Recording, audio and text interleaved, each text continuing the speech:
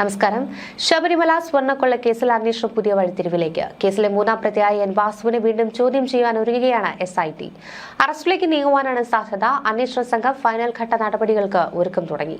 രണ്ടാമതും കസ്റ്റഡിയിലെടുത്ത മുരാരി ബാബുവിനെയും സുധീഷ് കുമാറിനെയും പ്രധാന പ്രതിയായ ഉണ്ണികൃഷ്ണൻ പോറ്റിക്കൊപ്പം ഒരുമിച്ചിരുത്തി ഇന്ന് ചോദ്യം ചെയ്യുവാനാണ് തീരുമാനം. സംഘത്തിന്റെ നേരിട്ടുള്ള ചോദ്യം ചെയ്യലിലൂടെ ഈ സ്വർണ്ണപ്പാളികളിലെ കൃത്യമായ നീക്കങ്ങൾ അറിയാൻ കഴിയുമെന്നാണ് മനസ്സിലാക്കുന്നത്. മുരാരി ബാബുവിനെ തിങ്കളാഴ്ച വരെയാണ് കസ്റ്റഡിയിൽ വിട്ടിരിക്കുന്നത്. അദ്ദേഹത്തിന്റെ ജാമ്യാപേക്ഷ നവംബർ 12 മാറ്റിയിരിക്കെ ഡി സുധീഷ് കുമാറിനെയും അതേ തീയതി വരെ കസ്റ്റഡിയിൽ തുടരുവാനാണ് കോടതി അനുമതി നൽകിയിരിക്കുന്നത്. ബൈജു കേസിലെ 7ാം പ്രതിയാണ്. 2019 സ്വർണ്ണപ്പാളികൾ ചെമ്പായി രേഖപ്പെടുത്തി ഉണ്ണികൃഷ്ണൻ പോറ്റിക്ക് കൈമാറിയതും അദ്ദേഹം കമ്മീഷണറായി പ്രവർത്തിച്ച കാലത്താണ്.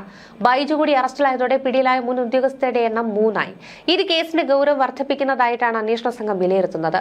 2019 ആരംഭിച്ച ഈ വിവാദം ഇപ്പോൾ ദേവസ്വം വകുപ്പിന്റെ അടിത്തറയും ഇളക്കുകയാണ്. തെളിവുകൾ ശേഖരിച്ച് സ്വർണത്തിന്റെ യഥാർത്ഥ പാതയും അന്താരാഷ്ട്ര കൈമാറ്റ ബന്ധങ്ങളും കണ്ടെത്തുവാനാണ് SIT ശ്രമിക്കുന്നത്.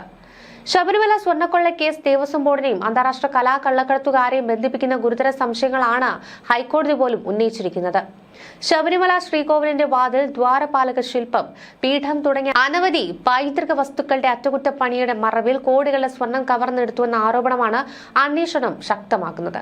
അന്താരാഷ്ട്ര തലത്തിൽ പ്രവർത്തിക്കുന്ന കള്ളക്കടത്തുകാർ, പ്രത്യേകിച്ച് വിലമതിക്കാനാകാത്ത ദേവസ്വം വസ്തുക്കൾ വിദേശ മാർക്കറ്റിൽ വിറ്റഴിക്കുന്ന സുഭാഷ് കപൂർ എന്ന നൊട്ടോറിയസ് ആർട്ട് സ്മഗ്ലർ ഉപയോഗിക്കുന്ന രീതികളുമായി ഉണ്ണികൃഷ്ണൻ പോറ്റിയുടെ പ്രവർത്തന രീതി വ്യത്യസ്തപ്പെട്ടിട്ടില്ല എന്നാണ് ഹൈക്കോടതി വിലയിരുത്തുന്നത്.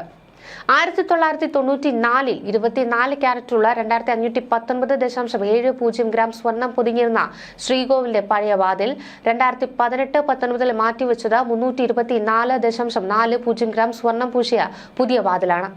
ഇതിൽ തന്നെ ക്രമക്കേടുകളുള്ള വാതിൽ തുറന്നു.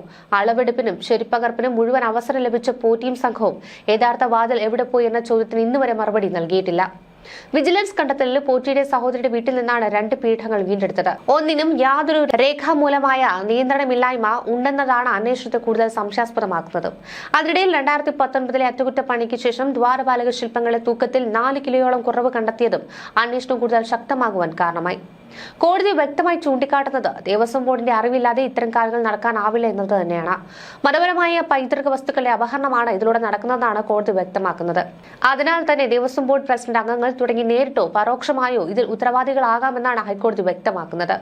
വിലമതിക്കാനാകാത്ത പൈതൃക വസ്തുക്കൾ കൊള്ളയടിച്ചു കടത്തുന്നതിൽ കുപ്രസിദ്ധനായ സുഭാഷ് കപൂറിന്റെ രീതികൾക്ക് സമാനമായ നടപടികളാണ് ഈ ഉണ്ണികൃഷ്ണൻ പോറ്റിയുടെ നേതൃത്വത്തിൽ ശബരിമലയിൽ നടന്നതെന്ന് വിലയിരുത്തുകയാണ് കോടതി. അന്താരാഷ്ട്ര ബന്ധം ഇതിലുണ്ടോ എന്നതടക്കമാണ് കോടതി സംശയിക്കുന്നത്.